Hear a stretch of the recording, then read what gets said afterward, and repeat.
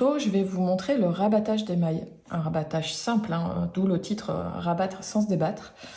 Un rabattage très simple, je ne sais plus son nom, et puis quelque part on s'en fout, qui va donner une jolie tresse en bordure à la fin.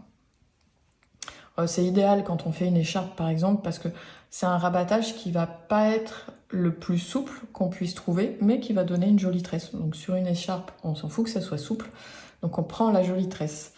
Alors, pour ce rabattage, avec la première maille, on va commencer par la glisser à l'endroit. Donc la glisser, ça veut juste dire qu'on va faire comme si on la tricotait à l'endroit.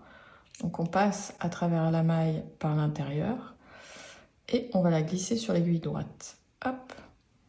La suivante, on va la tricoter à l'endroit. Donc tricoter à l'endroit de l'intérieur, je la prends par l'intérieur vers l'extérieur.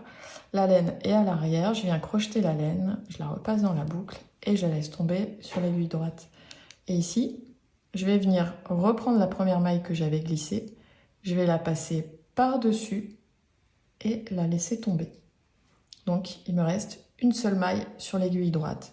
Et je vais répéter ça jusqu'à la fin du rang. Donc, maille endroit, je glisse la première par-dessus la deuxième, et ainsi de suite.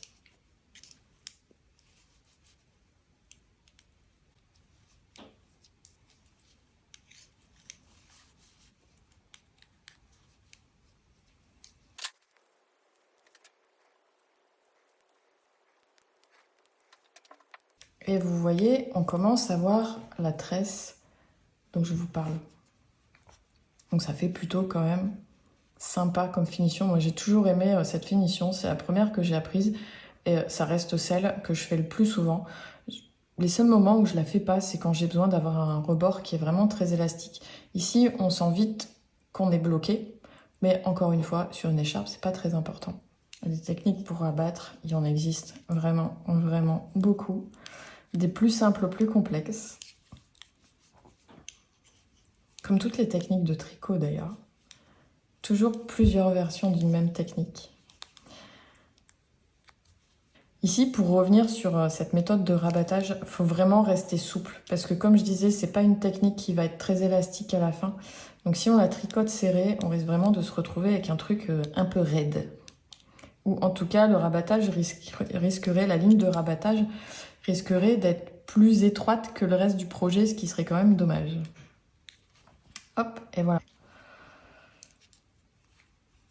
Donc quand on arrive à la fin, qu'on rabat l'avant-dernière maille sur la dernière maille, il va nous rester une seule maille. On a une aiguille qui est libérée. Donc on va, hop, agrandir la maille, libérer la deuxième aiguille. On va couper. Bon, je suis pas gauchère, il faut que je prenne la main droite. Hop, on coupe.